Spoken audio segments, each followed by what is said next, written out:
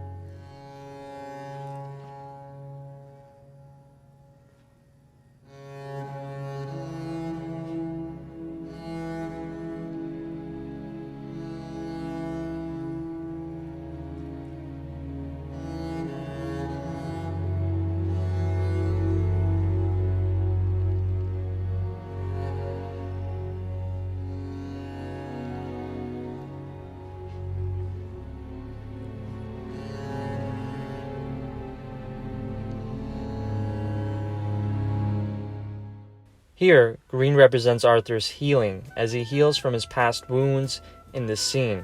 And in some cultures, one common symbol for green is that of healing. Here, color provides insight into a character's psychological state. However, this method of color symbolism typically robs many viewers of the chance to discover that symbol for themselves, as it depends on the viewer being familiar with a common symbol of a color given by a particular culture, and the viewer may be from a culture that does not share that common meaning. The patterns of meaning given to colors in our culture significantly impacts the meanings we see in colors. While people from some cultures may know a certain color symbol, those from others may not, since the common symbolism of colors is different between cultures. While they often can still know a film's color symbolism by Googling an analysis of it, that prevents them from experiencing the thrill of discovering something for themselves. And there are a few effects a film can offer that equal the thrill of discovery. But one may avoid this issue by using a color association that is more or less universally adopted. For instance, in Dick Tracy, yellow represents Tracy as it is closely associated with him since he continuously wears yellow clothing, which gives the audience an indication that there is significance between yellow and him. More or less, all cultures associate yellow with the sun, which illuminates light out of darkness, and Tracy illuminates the truth out of uncertainty. Meanwhile, in contextually associative color symbolism, meaning is created through color purely with how color is used within the context of the film, and thereby without using its cultural associations to create meaning. One approach is having the color appropriately fill the mise-en-scène repeatedly when the idea you want the color to symbolize manifests. In The Godfather, orange symbolizes death, as it is repeatedly a precursor to death. Once the audience discovers it upon first viewing, one of its effects is making them anxious, as it indicates that chaos may ensue through a sudden burst of violence.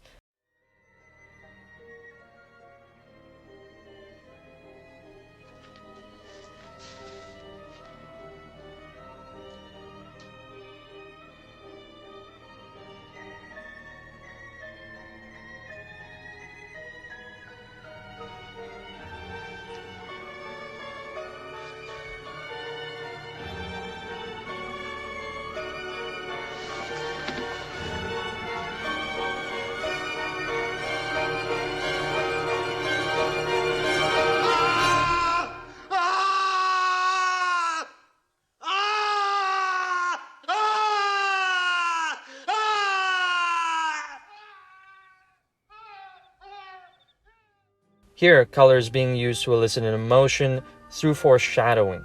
In Blade Runner 2049, the color yellow represents truth, as whenever yellow appears is when K gets closer to the truth. It first appears in Saper's house, the flower he picks up, the light in Joshi's office, his headquarters, and Joy's jacket when they discover that the identical twins are fake. It finally reaches a climax when K discovers Deckard. You can also use a color scheme to be associated with a character by having a character repeatedly wear clothing in a or be lit in a particular color. That way the audience knows that whenever that color is being used, it is in a way referencing that character, which can help visually express how someone feels about the character, referenced by said color. In Vertigo, Madeline is associated with green as she is frequently shown wearing it, and she drives a green car. Once Scotty feels affection for her, he wears a green sweater for the first time, signifying that he feels emotionally close to Madeline. In addition to that, one can create a color association within the film's context and have that association in some way connect with an aspect of the story to create meaning. For instance, in Apocalypse Now, the natural colors come entirely from Vietnam, whereas the artificial colors come entirely from the Americans. That conflict between the natural color of Vietnam and artificial colors from the Americans represents the conflict between these two different cultures during the Vietnam War. In this example, color is being used to establish a conflict between two entities. Another invaluable trait of colors in cinema is their ability to establish a setting's tone so that the viewer gains insight into them.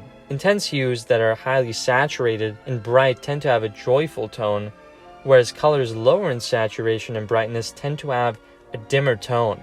During the first timeline of the Grand Budapest Hotel, the hotel scenes have vibrant hues of purple, pink, white, red, orange, and yellow that create an exuberant tone. The second timeline portrays a used and old version of the hotel featuring lush colors in a very matte manner to create a sedated tone reflecting the old age of the hotel. In a later timeline, the colors are totally gray and dull, which creates a bleak tone to picture the bleakness of a Cold War. Certain color schemes trigger certain feelings in specific contexts, which can be used to establish a setting's tone. Bright green colors tend to evoke a calm tone in the fields of the Shire in The Lord of the Rings, whereas in The Shining, when Jack checks whether there is a dangerous visitor in the bathroom, bright green intensifies the setting's foreboding tone. So if you want to convey a tone, choose a color that can effectively express it and place it under a context where it would be brought about.